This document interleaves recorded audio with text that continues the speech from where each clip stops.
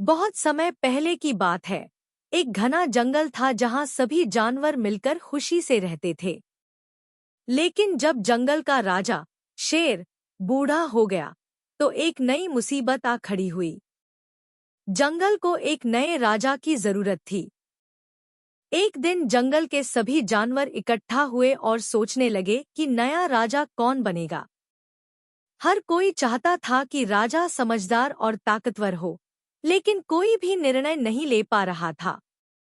उधर एक आलसी और मूर्ख गधा, जिसका नाम धोलू था, अपने मन में सोच रहा था, अगर मैं राजा बन जाऊं तो मुझे कभी मेहनत नहीं करनी पड़ेगी। और उसने अपने राजा बनने की योजना बना ली।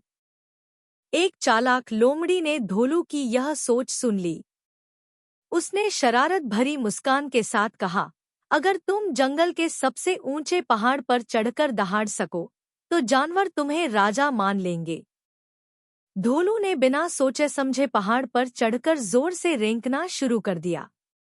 उसकी आवाज इतनी तेज और अजीब थी कि सभी जानवर चौंक गए और डर से भागने लगे।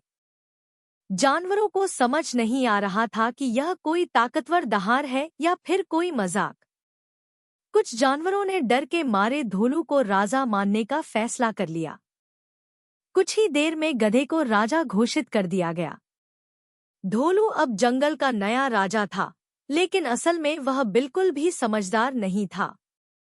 राजा बनने के बाद धोलू ने अजीब-अजीब आदेश देने शुरू कर दिए।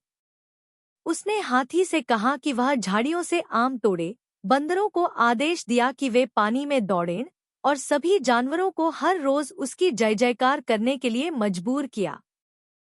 जल्द ही पूरा जंगल अस्त-व्यस्त हो गया। जानवर दुखी थे और परेशान भी। लेकिन गधा अपने ही मजे में था। उसे अपनी जिम्मेदारी का कोई एहसास नहीं था। कुछ दिनों बाद जंगल का पुराना राजा शेर वापस आया। वह अब पहले से मजबूत हो गया था और जंगल की दुर्दशा देखकर बहुत दुखी हुआ। शेर ने गुस्से में दहाड़ लगाई, धोलू, तुमने जंगल का क्या हाल बना दिया है। एक राजा को अपने प्रजा का ध्यान रखना चाहिए। धोलू डर गया और हकलाते हुए बोला, माँ, मुझे तो सिर्फ राजा बनना था, काम करना तो मैंने सोचा ही नहीं था। जानवरों ने महसूस किया कि उन्होंने बहुत बड़ी गलती कर दी है। उन्होंने मिलकर फैसला किया कि धोलू को राजा नहीं रहना चाहिए। जैसे ही जानवरों ने धोलू से राजा का ताज वापस लेने की बात की, वह घबरा गया और दौड़ने लगा।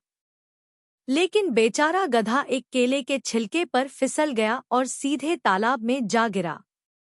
अब जानवरों ने फिर से शेर को अपना राजा चुन लिया। जंगल में शांति लौट आई और सबको एक सीख मिली, राजा वही बन सकता है जो समझदार और जिम्मेदार हो। इस कहानी से हमें सीख मिलती है कि सिर्फ ताकत या आवाज से कोई राजा नहीं बन सकता। सच्चा नेतृत्व ज्ञान, समझदारी और जिम्मेदारी से आता है। अगर आपको यह कहानी पसंद आई हो तो इसे लाइक करें, सब्सक्राइब करें और अपने दोस्तों के साथ शेयर करें।